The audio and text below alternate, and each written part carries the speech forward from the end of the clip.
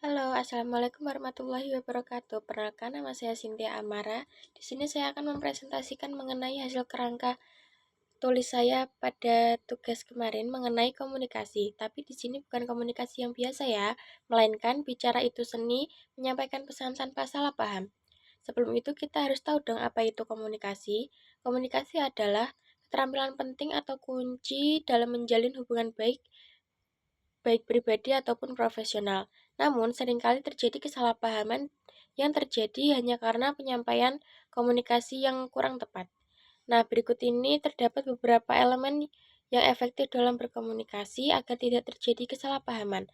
Elemen yang pertama yaitu mengenai kejelasan pesan. Dalam hal ini, pesan yang disampaikan harus berkomunikasi dengan secara jelas, mudah dipahami, hindari penggunaan jargon teknis yang membuat orang lain tidak paham apa yang kita maksud.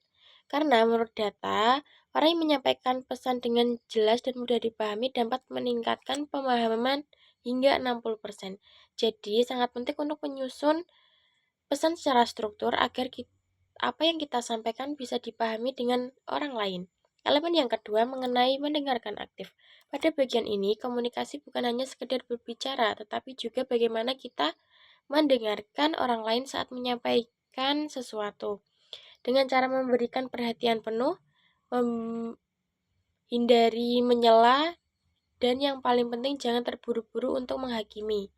Dengan menerapkan ketiga hal tersebut, mendengarkan orang lain yang sedang berbicara dapat membantu membangun hubungan yang saling menghargai. Elemen yang ketiga yaitu mengenai bahasa tubuh. Bahasa tubuh merupakan bagian besar dalam komunikasi. Ada beberapa hal yang harus diperhatikan, yaitu kontak mata, postur tubuh, dan ekspresi wajah. Coba deh teman-teman bayangin, ada orang yang ngomong tapi dia itu nunduk terus, badannya kaku. Apakah itu bisa meyakinkan dengan apa yang dia sampaikan? Tentunya tidak. Makanya dengan ketiga hal tersebut seperti postur tubuh, kontak mata, dan ekspresi wajah membuat orang lain lebih percaya dengan apa yang kita ucapkan. Selanjutnya, yaitu mengenai contoh kesalahpahaman yang sering terjadi di kehidupan kita, seperti halnya pada saat kita sedang tatap muka, saat pembelajaran.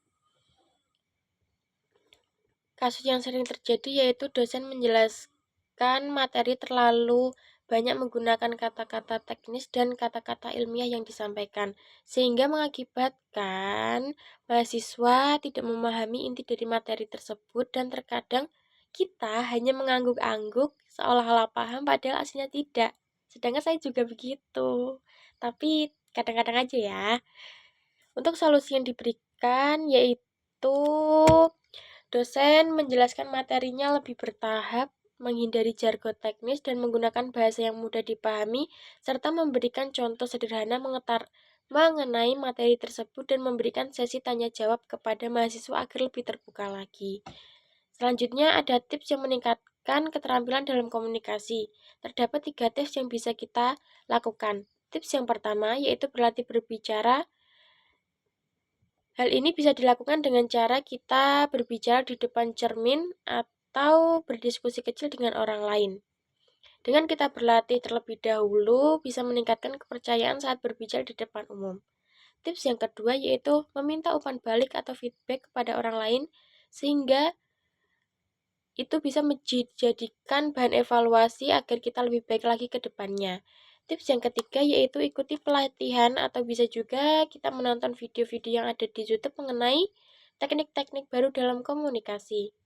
Dengan menerapkan ketiga tips tersebut, kita dapat meningkatkan komunikasi kita dengan orang lain agar lebih efektif lagi. Terima kasih. Wassalamualaikum warahmatullahi wabarakatuh.